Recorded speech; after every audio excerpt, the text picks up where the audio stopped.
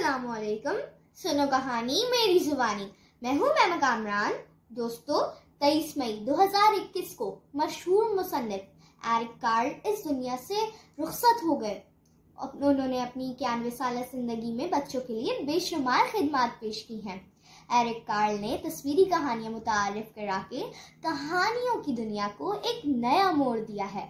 मशहूर ज़माना किताब द वेरी हंग्री कैटरपिलर पहली तस्वीरी कहानी थी। आपने 70 किताबें लिखी जिनकी 170 मिलियन कॉपीज फरोख्त हुई। आपकी मशहूर तरीन किताबों में The Very Hungry Caterpillar, The Grouchy Ladybug, Brown Bear What Do You See, Very Busy Spider, All In A Day शामिल हैं। एरिक कार्ल को खिराज तहसीन पेश करने के लिए आज मैं आपको सुनाऊंगी पापा will you get the moon for me. तो चलें फिर शुरू करते हैं। मोनिका बिस्तर पे जाने से कबल अपनी खिड़की से बाहर का नज़ारा किया करती थी। उसे चांद को देखना बहुत पसंद था और आज चांद बहुत करीब लग रहा था। काश मैं चांद के साथ खेल सकती। वो बाहर निकली और चांद को छूने की कोशिश करने लगी।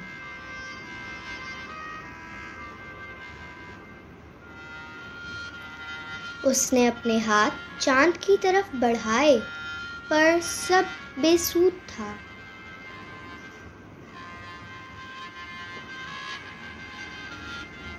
मोनिका ने अपने बाबा से फरमाइश की कि क्या वो उसके लिए चांद ले आएंगे।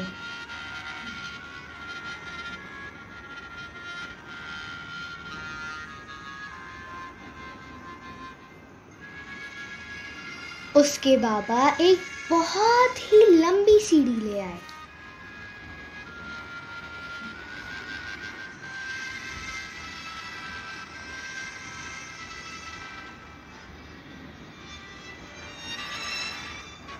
वो लंबी सीढ़ी लेकर ऊंचे पहाड़ की तरफ रवाना हुए।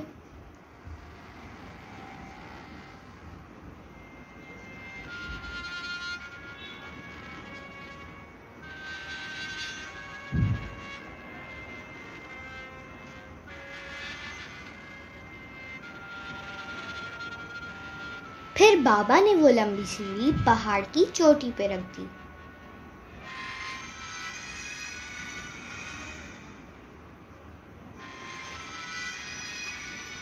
वो ऊपर, बहुत ऊपर की जानिब चढ़ते चले गए।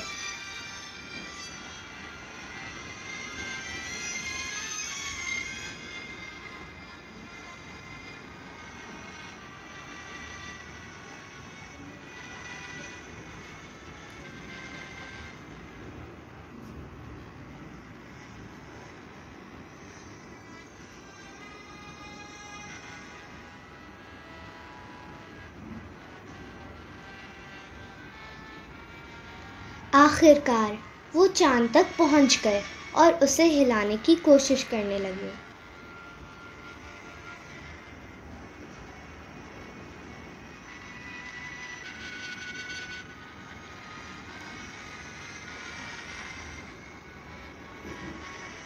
जब वो चांद को जगह से हिलाने में नाकाम रहे तो उन्होंने चांद से कहा, मेरी बेटी आपको बहुत पसंद करती है और आपके साथ खेलना चाहती है, पर आप बहुत बड़े हैं। ये सुनकर चांद कहने लगा कि हर रात मैं थोड़ा थोड़ा करके घटता हूँ। जब मैं घटकर इंतहाई बारीक हो जाऊँ तो तुम मुझे ले जाना।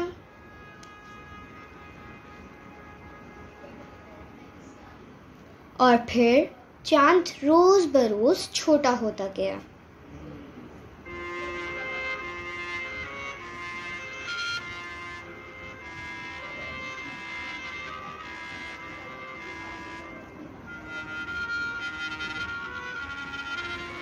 और जब चांद इंतहाई बारीक हो गया तो बाबा ने उसे उठा लिया।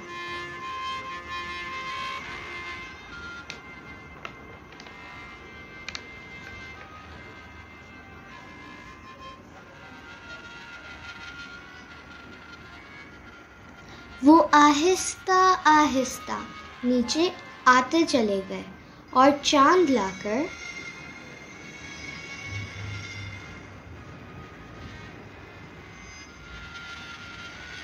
मोनिका को दे दिया।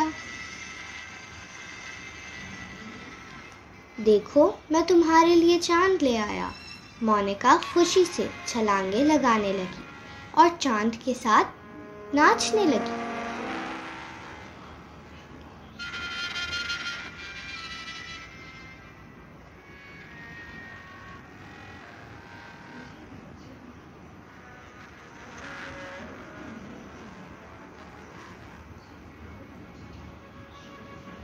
उसने चांद को गले लगाया और हवा में उछाल दिया।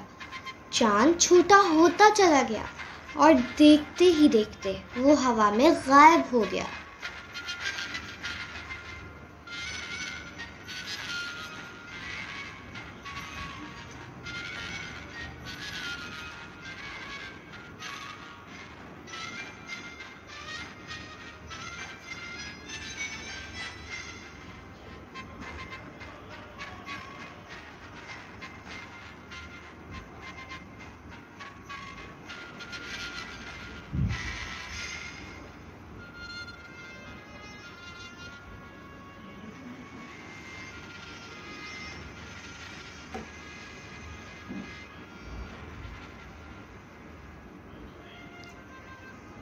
फिर एक रात मोनिका ने बारीक से उस चांद को वहीं आसमान पे पाया।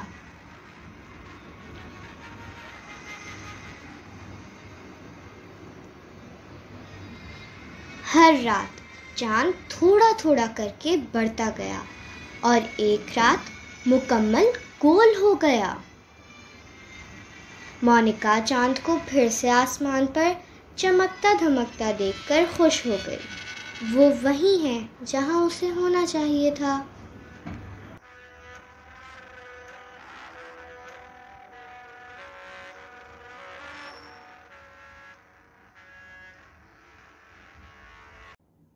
एरिक कार्ल हमारे दरमियान हमेशा रहेंगे, क्योंकि किताबें हमेशा रहती हैं और नस्ल दर नस्ल इंसान को महसूस करती हैं।